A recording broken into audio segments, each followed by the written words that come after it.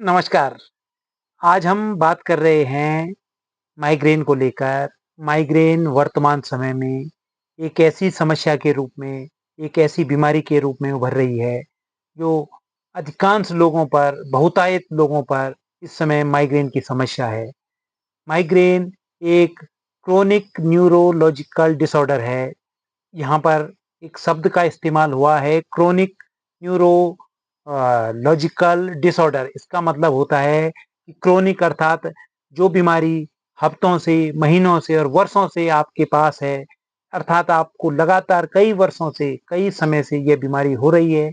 भले ही बीच-बीच में आपको माइग्रेन नहीं हो रहा है, लेकिन लगातार वो समस्या बनी हुई होती है। तो क्रोनिक शब्द का मतलब यहाँ इस अवस्था से है। और न्यूरोलॉजिकल का मतलब होता है कि मस्तिष्क से, रीढ़ से और नसों से जो बीमारी होती है, वो न्यूरोलॉजिकल उसका मतलब है। और डिसऑर्डर का मतलब यहाँ आपके शरीर की वह बीमारी जो आपके मस्तिष्क से शुरुआत जिसकी होती है। तो न क्रोनिक न्यूरोलॉजिकल डिसऑर्डर माइग्रेन माना जाता है। और ये एक ऐसी समस्या है जो लगातार बनी रहती है। यह बहुत अधिक समय तक आपके शरीर में बनी होती है। सामान्यतया यह सामान्य सिर दर्द से अलग होता है। सामान्य सिर दर्द आपका एक पूरे मस्तिष्क में होता है, जबकि माइग्रेन का दर्द होता है वो सिर के किसी एक विशेष हिस्से में होता है, चाहे आपके लेफ्ट साइड में हो, चाहे आपके राइट साइड में हो। और ये सामान्य सिर दर्द से कहीं अधिक तेज होता है। सामान्य सिर दर्द में आपको कुछ समय बाद राहत मिल जाती है, लेकिन इसमें आपको बहुत तेज सिर में दर्द उत्पन्न होता है। जिसके जो कारण हैं वो मानसिक, अगर आप तनाव में हैं, अगर आप चिंता कर रहे हैं किसी बात को लेकर, फ़िक्रमंद हैं, तो उस अवस्था में आपको माइग्रेन हो सकता है। अगर आपको नींद प्रॉपर आपको पूरी नहीं हो रही है आपकी नींद, तो उस अवस्था में आपको माइग्रेन हो सकता है। अगर आपका खान-पान अनियमित है, तो उस अवस्था में भी आपको माइग्रेन की शिकायत हो सकती है। अगर आप चाय, कॉफ़ी और कोल्ड ड्रिंक्स का अत्यधिक सेवन करते हैं, तो उस अवस्था में भी आपको माइग्रेन हो सकता है।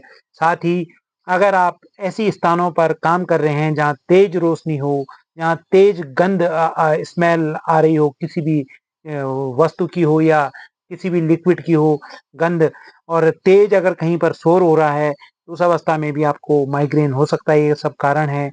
और लक्षण में आपको जो पहले भी बताया है कि सिर के एक हिस्से में बहुत तेज आपको दर्द महसूस होगा। साथ ही आपको आने का एक उल्टियाँ आने जैसा आपको लगेगा। साथ ही आपको चक्कर आएँगे।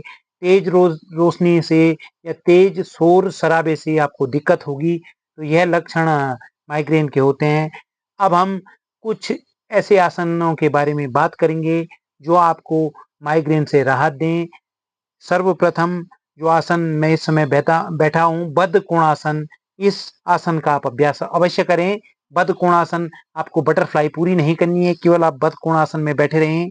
इससे जो रक्त संचार है, वह रक्त संचार आपके ब्लॉक हो चुका होता है। तो आपके पैरों से, आपके घुटनों से ऊपर की ओर आपके मस्तिष्क की तरफ रक्त संचार होता है, तो जो आपके माइग्रेन के लिए बहुत लाभकारी आसन है। इस आसन का अभ्यास आपको प्रतिदिन माइग्रेन में 2 से 3 मिनट इस आसन का आप अभ्यास करें, तो सीधी कमर, गर्दन आपकी स्ट्रेट हो, सीधी हो, और इस प्रकार आप बैठें और बद्ध कोणासन का आप अभ्यास करें। शांत भावों से आपको बद्ध कोणासन करना है। उसके पश्चात आपको एक कन्या आसन के बारे में बता रहा हूँ। इस आसन का भी आप अवश्य अभ्यास करें। यह आसन आपको पहले भी बताया है, कई चीज़ों में ये आसन काम आता है। सेतुबंध आसन आपको करना है। इससे भी आपका रक्त संचार आपके पेट से होते हुए आपके मस्तिष्क की तरफ जाएगा। तो आपको सेतुबंध आसन किस प्रकार करना है, अपने दोनों पैरों को बेंड करें और अपने पेट वाले हिस्से को आप धीरे-धीरे इस प्रकार से लिफ्ट करें और कम से कम 40 से 50 सेकंड तक आप इस आसन को होल्ड करें। तो ये आसन भी आपका जो रक्त संचार है, आपके घुटनों से पेट की तरफ और पेट से आपके धीरे-धीरे मस्तिष्क की तरफ आपका रक्त रक्त संचार जाएगा, जो बहुत बेहतर होता है आपके माइग्रेन के लिए। तो अगर आपको माइग्रेन का दर्द होता है, तो इस आसन का अभ्यास आप अवश्य करें।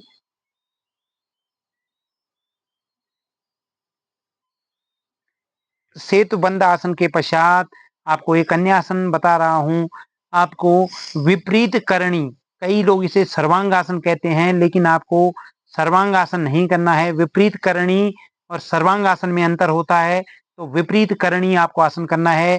धीरे धीरे अपने दोनों पैरों को 90 पर लाएं और धीरे धीरे अपने कमर को उठाएं और इस प्रकार से दोनों हाथों से अपनी कमर पर सपोर्ट दें और इस प्रकार से आपको अपने दोनों हाथों से अपने कमर को सपोर्ट देना है और पूरा रक्त संचार आपके मस्तिष्क की तरफ इस आसन में आएगा।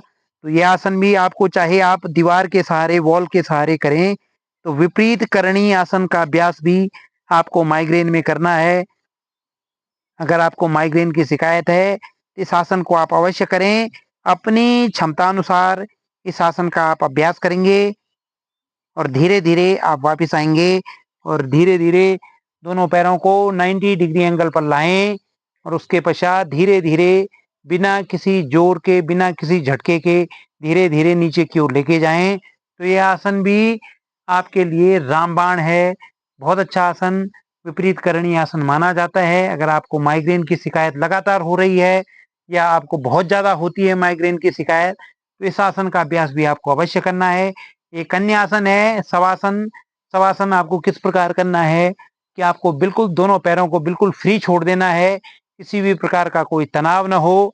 दोनों हाथों को बिल्कुल फ्री छोड़ दें। आपकी हथेलियां ऊपर की तरफ रहेंगी, अर्थात भले ही ग्राउंड पे आपकी हथेलियां रहेंगी, लेकिन आपकी हथेलियों का जो फेस होगा, अर्थात जो आपका पाम होगा, जो हथेलियां होंगी, उसका मुंह आसमान की तरफ होगा और बिल्कुल रिलैक्स करते हुए, डीप ब्रीदिंग करते हुए, लंबी गहरी श्वास लेते हुए आप शवासन का अभ्यास करें। इस आसन को भी आप कम से कम 2 या 3 मिनट तक लगातार कर सकते हैं। इसमें आपको कुछ नहीं करना है, केवल आपको लेटे रहना है और लंबी गहरी श्वास और प्रश्वास का अभ्यास आपको करना है। जब आप श्वास लेंगे तो आपका पेट ऊपर की तरफ आएगा और जब आप एक्सहेल करेंगे तो आपका पेट नीचे की तरफ जाएगा। तो इस प्रकार से आपको शवासन करना है, महसूस करनी है अपनी सांसों को। श्वास लेते हुए आपका पेट बार बार ऊपर की तरफ आएगा और श्वास छोड़ते हुए आपका पेट नीचे की तरफ जाएगा। तो यह आसन भी आपको अवश्य करना है, शवासन। एक अन्य आसन है, इस आसन का अभ्यास भी आप अवश्य करेंगे। इसे कहा जाता है पश्चिमोत्तानासन। तो पश्चिमोत्तानासन आपको इस प्रकार से बैठ के करना है। आप अपने हाथों को, दोनों हाथों को स्ट्रेट ऊपर लाएं और श्वास लें और श्वास छोड़ते हुए धीरे धीरे धीरे धीरे आगे की ओर जाएं और अपने दोनों हाथों से अपने दोनों पैरों को पकड़ें और अपने फोरहेड को अपने घुटनों पर टच करने का प्रयास करें। जितना आपसे हो पाए, जितना आप कर सकें, पश्चिमोत्तानासन का अभ्यास भी आपको अवश्य करना है। तो ये आसन भी आपको धीरे धीरे अपने माइग्रेन के दर्द को लेकर, जो आपको माइग्रेन की शिकायत है उसको लेकर, इस आसन का अभ्यास भी आप अवश्य करें। साथ ही कुछ आपको प्राणायाम भी करने हैं। तो माइग्रेन की अगर आपको शिकायत है तो आप आसानी से किसी भी आसन में बैठते हुए, किसी भी सुखासन में बैठते हुए, अर्थात जिस आसन में आप बहुत देर तक बैठ पाए, उस आसन का अभ्यास करते हुए आपको भ्रामरी प्राणायाम इसमें करना है। प्राणायाम में आपको, जब आप श्वास लेंगे, चाहे आप 2 सेकंड सांस लें, तो सांस को आपको कम से कम 2 गुना रोकना है। अर्थात अगर आप 2 सेकंड ले रहे हैं तो सांस को आप 4 सेकंड होल्ड करेंगे और 2 सेकंड ही उसको एक्सहेल करेंगे। भले ही ये प्राणायाम जो होते हैं वो एक रेशो के तहत होते हैं, लेकिन आप अगर 2 सेकंड लें तो 4 सेकंड उसको होल्ड करें और 2 सेकंड उसको एक्सहेल करें। तो आपको अधिक से अधिक सांसों को रोकना है। तो भ्रामरी का अभ्यास आप अपने माइग्रेन को लेकर अवश्य करें। तो किस प्रकार भ्रामरी किया जाता है, आप अपनी लास्ट की जो 3 फिंगर्स हैं उसको अपनी आंखों पर टच करें, फर्स्ट फिंगर अपने फोरहेड पर टच करें और थंब से, अपने अंगूठे से अपने कानों को बंद करें। श्वास लेंगे, उसके बाद होल्ड करेंगे और जब आप एक्सहेल करेंगे तो मुंह के अंदर आपको ओम का उच्चारण करना है, अर्थात भौरे की गुंजन करना है। क्योंकि प्राणायाम का नाम भ्रामरी है, तो भौरे की गुंजन इस प्राणायाम में आती है। किस प्रकार आप करेंगे, 2 बार मैं आपको करके दिखाता हूं।